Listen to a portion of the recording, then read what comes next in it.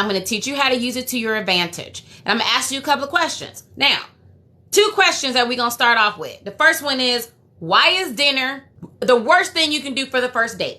It will sabotage you from a long-term committed relationship. I'm going to explain that.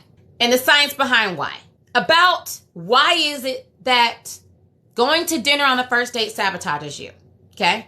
Now, check this out. Because so many women are doing this and you're sabotaging yourself. Now, I say, listen, whether if you like it, I love it. All right? I'm here to help you. My success rate is at 98%. Women come from all over in order to be able to get my help. So I'm not going to be offended if you don't want to take this advice or not, but I'm telling you, ma'am, it will work to your advantage. I promise. Now, there was this woman that's on Tickety Tockety, and she did a video on how she was on the dating app.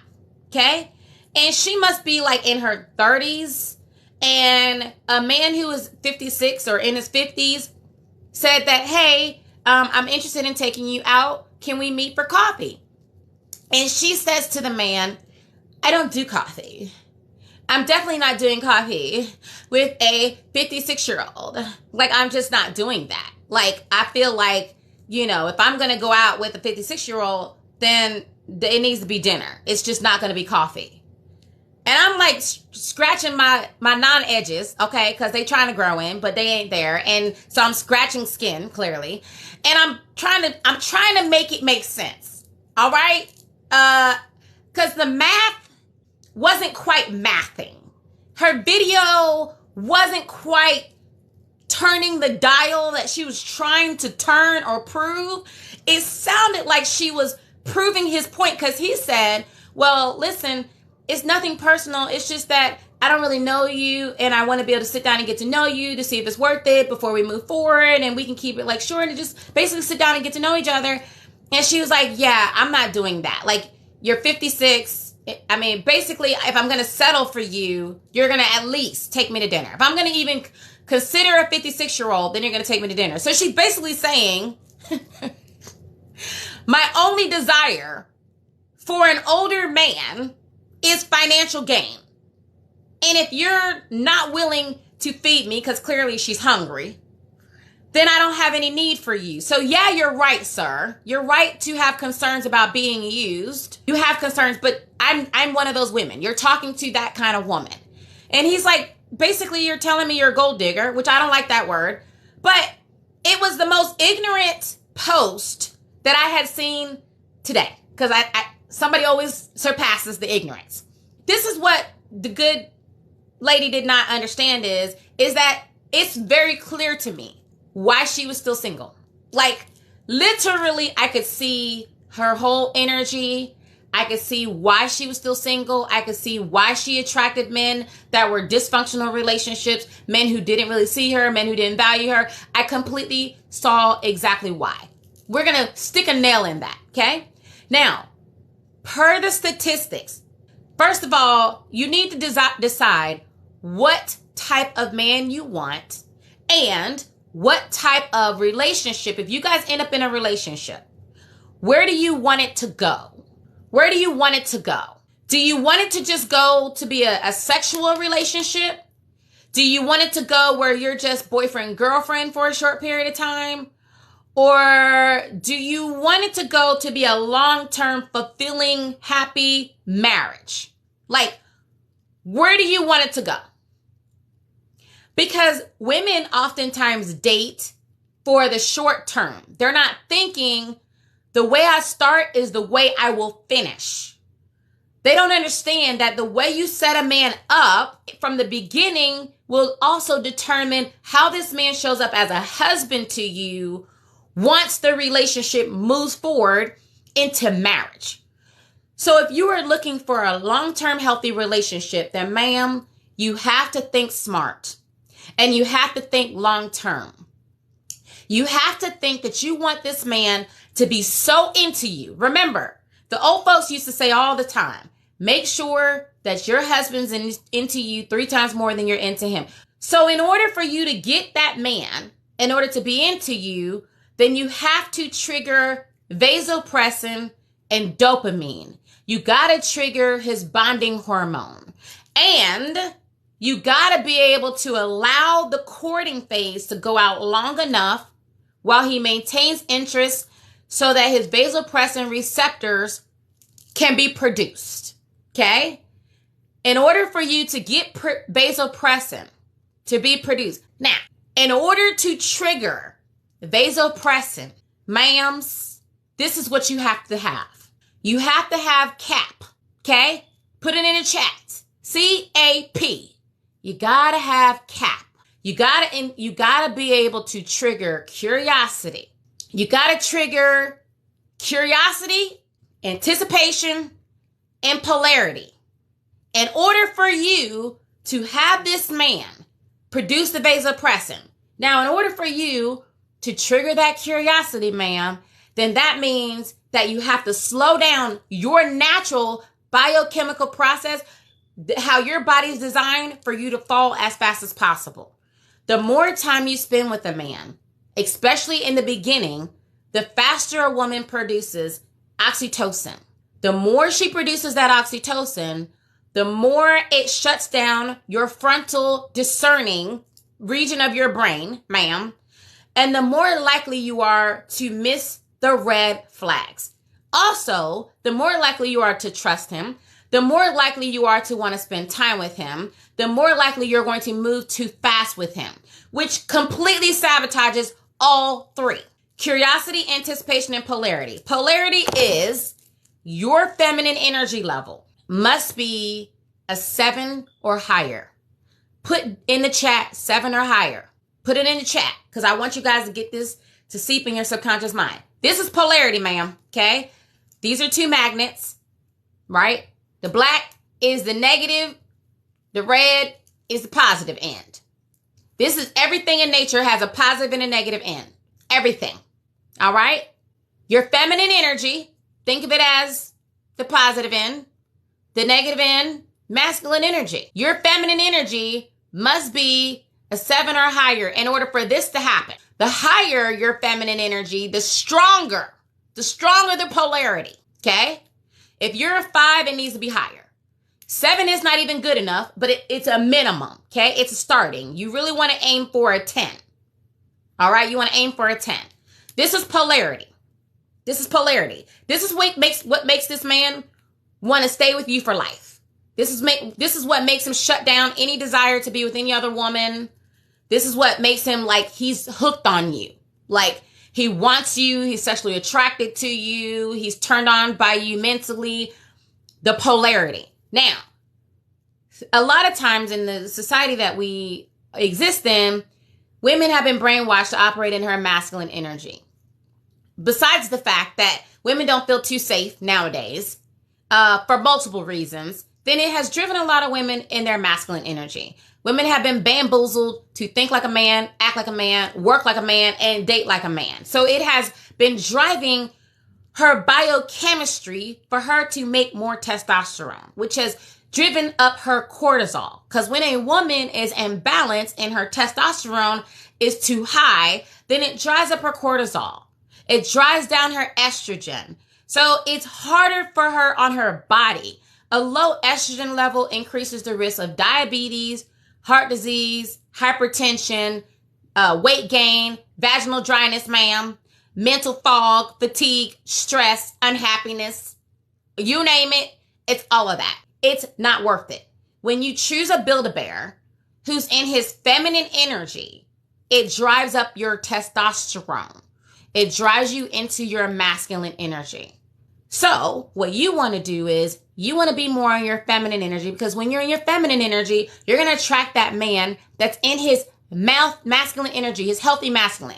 And healthy masculine isn't, he just has big muscles, he's tall, chiseled chin, and he's beating on his chest and talking about, you need to submit to me. That's not a masculine man, okay? I saw this woman with this ridiculous video talking about a woman needs a man who's a double alpha. I need a double alpha because he needs to be able to handle me. Like, you mean handle you like sit, Sparky, sit, handle? Like, what exactly are we talking about? Because if you want a man to be your romantic best friend, I'm about to choke. don't know why I'm like this. If you want this man to be your romantic best friend, then you're not going to put him on a pedestal for him to control and dominate you. I don't need to be handled. What I want a best friend. I want somebody that I can co-create with. Okay? I want somebody that I can build with. I want somebody who can respect my opinions. I want somebody who can see me, not somebody who thinks that he got all the answers and he needs to handle me. Like, what are we? Okay? I didn't know we was puppies up in this piece. So this idea is ridiculous. She's clearly in her masculine energy. But when you're in your feminine energy, ladies, this is actually when you're the most powerful. So let's say you decide you're going to go to dinner on the first date. Now, remember, a man will judge what category you fall in literally within the first 10 seconds of talking to you. He can tell. And when you're going to dinner, you're spending, on average, the statistics show you're spending at least 2 hours for dinner with a stranger who you don't know from Sam's Alley Cat. You don't know if this man is crazy and deranged. You don't know what his intentions are. And he's getting 2 hours of FaceTime with you. So now, what is driving up the curiosity and the anticipation? Not only that, he's getting 2 hours of FaceTime to help shut down his frontal lobe so that he's saying all the right things at first. He's bringing his A game. He's calling the sommelier, okay? He got the best wines. He got the best food. He's spending all this money. He's trying to show off. He's showing you all these things that he can do. Ma'am, behind the scenes, he can be broke as a joke, okay? And what you're showing him by going to dinner with him is that you don't value your time.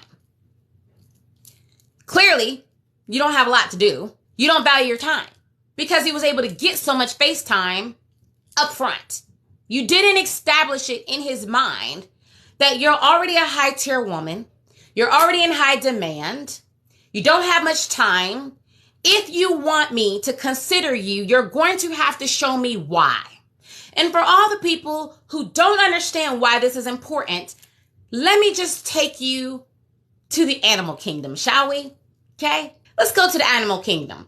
Because it appears that animals, in particular rats, moles, birds, have way more common sense than we do when it comes to the mating game, when it comes to courting.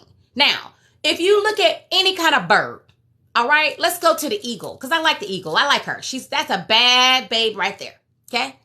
Now, in order for the female eagle to consider the male, she puts him through a test. She's not going to just give him her time just because he's interested. What she does is she finds a stick, picks it up, flies fast and high to see if he's going to follow her, to see if he's serious. Then when she's saying, oh, okay, you keeping up with me? Then she goes and gets a bigger stick, flies even higher, even faster. Then when he keeps up with her, she's like, oh, all right, he ain't playing. Then when she sees he's keeping up, she will go and get a big old stick, like a log, okay? Eagles are very strong. They can carry goat, all right? They're very strong. She will get a big A log, fly as high as she can go. Well, the altitude is high. The oxygen is low. She will fly fast to see if he's serious, if he's really interested in her, to see if he can keep up with her. And then when she goes as high as she can go, she will drop the log. Why is she dropping the log? First, she needs to see if this is a man's man. Is he a real eagle or is he a brokeback eagle? She needs to see if he's really serious about her or if he's just looking for some nook, just some regular eagle to have some babies with. She needs to see, can he catch the log? Because if my babies, while I'm keeping my other babies warm, if one of the babies falls out the nest, I need to trust that this eagle will be able to fly fast enough and be strong enough to catch my child. Hello? Hello? Hello? Peacocks do the same thing. Okay? Lioness, they be doing the same thing. All throughout nature, the animal kingdom instinctively know because females are connected to their feminine energy by nature. So the female in the animal kingdom understands that the male, a real male, knows his job is to show her why she should consider him, and he's not going to just get her time and her attention or her consideration unless he earns it. However, we have women talking about, I'm low maintenance. I don't really want much. I don't need a man to take care of me. I got money. I can take care of myself. I just want somebody to love me. We going on emotions. We keep looking at The Notebook. We keep looking at these ridiculous love movies where it's all about a toxic struggle love type of relationship in order for them to end up together. And then we recreate it in our real lives, not understanding that we are putting ourselves, our lives, and our children at a disadvantage. So when you let a man know from the beginning, this is master seductress, ethical seduction 101. Okay? Paint the illusion. Ma'am, I don't care if you sit home every day on Friday and Saturday nights, okay, watching reruns of SNL and eating bonbons. If that man asks you to dinner on Friday night, ma'am, you're busy, okay? You're busy, okay? Men want you. Before you met him, you had a life. Before you met him, you had interest. Hello? You had things to do. So no. How about this? I think coffee is a great idea. Because before I allow you to sit in my spirit, in my presence, before you're blessed with my smile, my laughter, my ideas, my greatness for 2 hours, oh baby, you're going to have to show me something. You're going to have to show me that you're worth my time. Now, I'm not Beyonce. However, it's funny because before, now nobody asked me out to dinner or lunch. Like, hey, Shay, you want to, like, only my friends, my closest friends. Now, I get all kinds of people who I haven't talked to in years.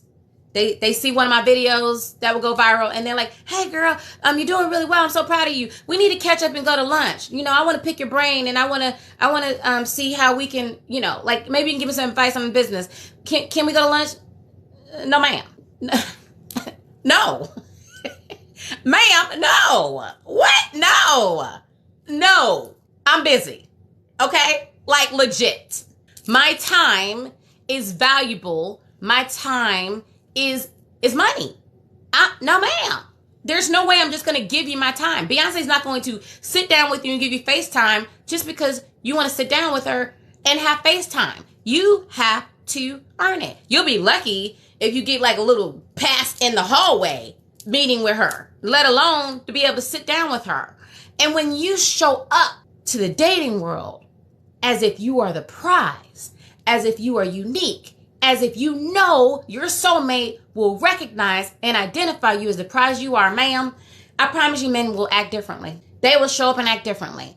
The studies show, the science shows that when a woman is dating at least multiple men, and when I say dating, ma'am, that doesn't include your body parts, okay? It doesn't include bumping uglies, all right? It doesn't include sharing is caring with your JJ. That's not dating, all right? I don't know what that is. Dating is an interview process, okay? Dating is when you are collecting data. You are vetting this man to see if he is worthy of you, ma'am, okay? Dating is like if you went to a job, you show your resume. Now, nowadays, what does a job first do before they even let you come in for the face-to-face interview? Put it in the chat. What is it that a job will do before they bring you in for a face-to-face interview? What do they do? Ma'ams, huh? They do a phone interview first. Y'all, the phone is the first screening. The phone is the first screening. Nowadays, they're not just bringing just anybody in. Like, the higher the income, the more you're going to go through hoops. Like, when I was in pharmaceutical sales, you might have 5 interviews. Okay? How many people have had those kind of interviews where you had to go through like 5 interviews before you even got the job? You went through at least 3 interviews before you even got FaceTime with the hiring manager. Okay? So before you get in front of the decision maker, you're going to do a phone screening. You're going to do a Zoom call with them. They're going to do a background check on you. They're going to check your social media. They're going to do your due diligence. Then they're going to set you up with a short meeting with maybe the team lead. Okay? Maybe the team lead, not even the manager yet. You haven't even got to the hiring manager yet. So then you might meet with the team lead, you might meet with the HR representative, and then you'll meet with the manager. And then after the manager, you have to meet and get approved by their manager. And then if you're in one of those hire companies, then you might have to meet with your manager's manager. I had to meet with the VP when I got my last pharmaceutical sales job. I went through like 3 or 4 interviews, okay? When you understand the value that you are bringing to the table, the coffee date is the screening, because the best screening after you talk to him on the phone, after you do the FaceTime, the best screening is your feminine energy.